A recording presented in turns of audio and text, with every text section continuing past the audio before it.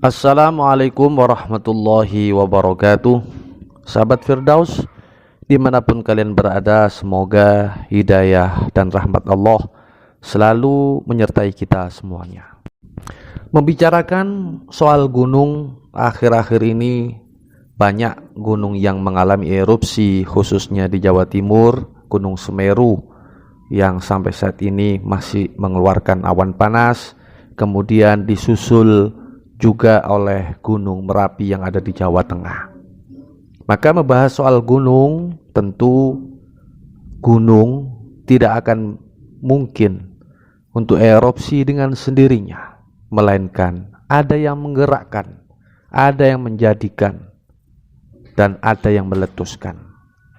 Membicarakan soal gunung, sahabat Firdaus, dalam perspektif Islam, gunung dalam perspektif Islam itu tidak diperlakukan sebagai benda mati. Gunung selalu bertasbih kepada Allah Subhanahu wa Ta'ala, dan juga gunung bisa memberi kemanfaatan atas izin Allah sebagai paku bumi atau pasak bumi dan lain sebagainya. Nabi besar kita, Nabi Muhammad SAW, itu pun juga mengajarkan kepada kita sebagai umatnya, yaitu berdoa saat naik maupun turun gunung. Lebih dari itu, gunung-gunung ada yang penjaganya, yaitu para malaikat-malaikat Allah. Dengan demikian, kita sebagai seorang muslim harus mempunyai keyakinan bahwa gunung diperlakukan sebagai makhluk Allah juga yang tidak boleh dieksploitasi layaknya benda mati. Harus tetap menjaga adab walaupun kepada gunung, kesopanan dan berbagai etika yang syariat Islam mengajarkan kepada kita. Terlebih dari sana, sahabat Firdaus, juga ada para malaikat yang menjaganya, yang dalam bahasa Arab disebut malakul jibal. Malakul jibal artinya malaikat-malaikat yang menjaga gunung-gunung Allah di seluruh dunia. Membicarakan soal gunung, ada kisah menarik terkait malaikat penjaga gunung pada zaman Nabi Muhammad SAW. Saat Rasulullah pada tahun 10 Hijrah, beliau kehilangan istri yang tercinta, Sayyidah Khadijah, dan juga paman beliau, yaitu Sayyid Abu Thalib. Kondisi ini membuat orang-orang kafir Quraisy ketika itu semakin berani bertindak kasar kepada beliau Rasulullah SAW. Apalagi kepada sahabat-sahabat beliau, seorang-orang mukmin secara umum yang tidak memiliki posisi kuat ketika itu di kota Mekah. Maka atas bimbingan Allah, Rasulullah SAW pun bersama Zaid bin Harithah berusaha mencari alternatif lain, yaitu suatu tempat yang cocok untuk kelangsungan dakwah beliau. Sebab di kota Mekah ketika itu sudah tidak kondusif keadaannya. Kemudian Rasulullah memilih jalan atau memilih tempat. Rasulullah memilih tempat, yaitu kota Taif. Rupanya setelah di sana, sahabat Firdaus yang dirahmati Allah, beliau malah ditentang, dicemooh, ditolak, dicaci maki dan dicela, dan mendapatkan perlakuan kasar oleh penduduk Taif. Bahkan beliau dilempari batu oleh penduduknya, hingga Rasulullah keluar darah segar dari anggota atau tubuh beliau Rasulullah. Maka saat perjalanan kembali ke Mekah, beliau didatangi oleh malaikat Jibril dengan malaikat penjaga gunung. Mereka juga ikut murka marah melihat Nabi kekasih Allah itu diberlakukan oleh penduduk Taif seperti itu. Maka Jibril berkata kepada Rasulullah, "Ya Rasulullah, sesungguhnya Allah telah mendengar perkataan kaummu kepadamu dan penolakan mereka kepadamu. Dia telah mengutus malaikat penjaga gunung kepadamu, supaya engkau perintahkan kepadanya apa yang kau kehendaki atas mereka, yaitu penduduk Taif yang disebut kaum Bani Thaqif." Malaikat penjaga gunung ketika itu gunung Abu Qubais dan gunung Qayqa'an. Gunung Abu Qubais itu kebetulan terletak ada di dekat Masjidil Haram. Untuk saat ini itu gunung yang terdekat dengan Masjidil Haram.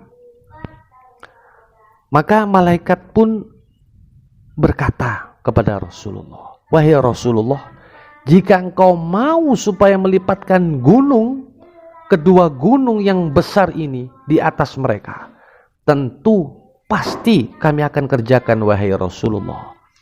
Tetapi apa yang terjadi, pemirsa, sahabat Firdaus yang dirahmati Allah, karena Nabi begitu besar jiwanya dan besar pemaafannya dan besar maafnya, beliau pun menjawab, "Tidak, wahai malaikat. Bahkan saya berharap mudah-mudahan Allah memberikan kepada mereka keturunan yang menyembah kepada Allah dan tidak menyekutukan dengan sesuatu apapun. Bahkan saya berharap malaikat, mudah-mudahan Allah memberikan kepada mereka keturunan yang menyembah kepada Allah dan tidak menyekutukannya dengan sesuatu apapun." Lebih dari itu, Nabi Muhammad sampai berdoa, "Allahumma hdini qaumi fa innahum la ya'lamun." Ya Tuhanku, ya Allah, berilah petunjuk kepada kaumku, maka sesungguhnya kaumku mereka orang-orang yang tidak mengerti. Subhanallah, betapa mulia akhlak beliau, betapa mulia sifat pemaaf beliau, betapa besar sifat bijaksana beliau Rasulullah. Kemudian malaikat Jibril dan malaikat penjaga gunung kompak berkata, "Benalah ya Tuhanku yang telah menamakan dirimu pengasih dan penyayang." Artinya malaikat membenarkan, memuji Allah karena Allah memberikan sifat yang mulia kepada Rasulullah SAW. Sahabat Firdaus yang dirahmati Allah, kisah ini menunjukkan betapa pelajaran penting. Pertama, gunung yang saat ini, dimanapun gunung itu berada, apalagi gunung yang saat ini di Pulau Jawa yang masih banyak yang aktif, bahwa kita mempunyai i'tiqad, mempunyai keyakinan gunung ada penjaganya di kalangan para malaikat. Mereka siap dititahkan kapan saja oleh Allah. Mereka siap melakukan apa saja yang diperintahkan Allah untuk membinasakan kaum yang membangkang. Artinya, jika kita taat kepada Allah, tentu semua makhluk akan taat kepada orang tersebut. Ini adalah kunci dari kehidupan. Man ata Allah, ata'ahu kullu syai'. Barang siapa yang taat kepada Allah, maka Allah akan jadikan segala sesuatu tersebut taat kepadanya. Kita mengambil kesimpulan dari cerita ini. Gunung makhluk, tsunami makhluk, gempa adalah makhluk, lindu makhluk, erupsi makhluk, banjir adalah makhluk. Semua bencana adalah makhluk. Oleh karenanya, nasihat yang paling utama, baik-baik dengan makhluk, baik-baik dengan yang menciptakan makhluk.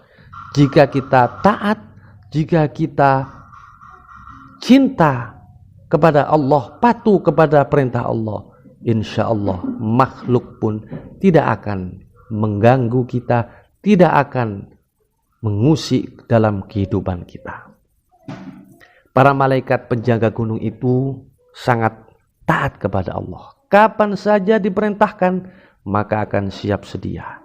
Ini juga menjadi pelajaran bagi masyarakat sekitar gunung, khususnya Gunung Semeru yang sekarang ini dalam keadaan musibah dan bencana, dan juga para pendaki, dan juga Gunung Merapi yang hidup di lereng Gunung Merapi, khususnya semua kaum muslimin dan umumnya semua bangsa Indonesia, agar menjaga tata krama, adab terhadap gunung. Jangan sampai berbuat sesuatu yang membuat Allah murka, sehingga para penjaga gunung pun juga murka. Jaga kelestarian alam.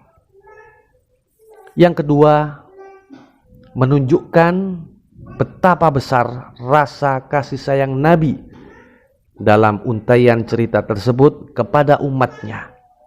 Walaupun beliau diperlakukan kasar oleh penduduk Taif, beliau tetap pemaaf dan juga memaafkan.